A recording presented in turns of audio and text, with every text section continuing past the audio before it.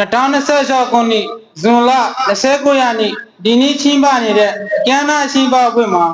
ကြော်ရောက်လာတဲ့မြင်းဆရာမြခြေလာစွာသောတင်ငယ်ရှင်မြပထမဦးစွာကျွန်တော်အနေနဲ့ဒီချင်းပါအဖွဲ့မှာမင်္ဂလာပါလို့ပထမဦးစွာနောက်ကွန်းဆက်တာလိုပါတယ်အစ္စလာမ်အလိုင်ကွမ်ဝရဟ်မတုလ္လာဟီဝဘရကာတူအလ္လာဟ်ရှင်မြတ်မင်းတော်နဲ့ကျွန်တော်ဘုရားရှိမွေးရုံမှမွေးဖွားလာတဲ့မောင်မဟာမတ်ဖက်ဆင်တေကိုဖြစ်ပါတယ်ကျွန်တော်စီ2020ခုနှစ်စေတန်းကိုတွတ်ရှင်ရှင်အောင်မြင်ခဲ့ပြီး2023ခုနှစ်နောက်ပိုင်းမှာစစ်တွေတက္ကသိုလ်မှာတင်ရှားမီယာနဲ့တယောက်နဲ့တဲ့ကျောင်းတယောက်လည်းဖြစ်ပါတယ်နောက်ဆုံးမှာ2023-2024ခုနှစ်ပြည်ပကတွေကြောင့်ခိုးနိုင်ငံမှာဘင်္ဂလားဒေ့ရှ်နိုင်ငံကိုရောက်လာပြီးအခုဂျာမီယာဒါရုဆလမ်အာရဘီကျောင်းတော်ကြီးမှာ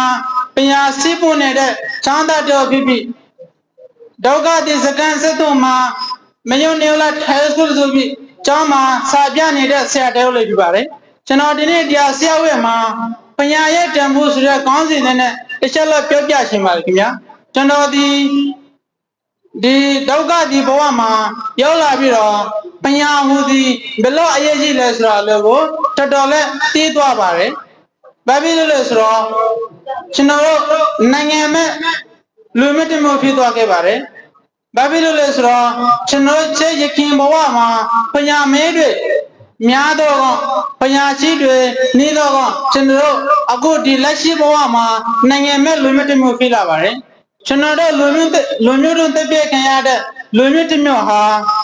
ညွန်ကြလူမျိုးတွေမှာဖက်ပြီးခုတလောပညာရဲ့စီအလွန်အရေးကြီးပါတယ်ခင်ဗျာအပေးကြောင့်ဆိုတော့ပညာရှိတဲ့ပညာမဲတွေများကြောင့်လူရမျိုးတွေကိုယုံမှုတွေမတင်းရှိမှုတွေ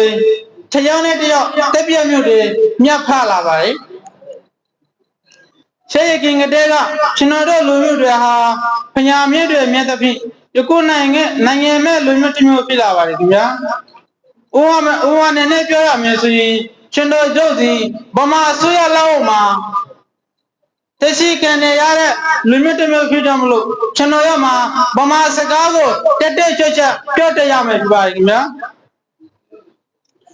ဥဝနဲ့နဲ့ပြောရမယ်ဆိုပါတော့စိတ်ကောင်းစီလောက်မှာစိုက်ကတကူပြည့်ချွတ်ရမယ်ဆိုပါတော့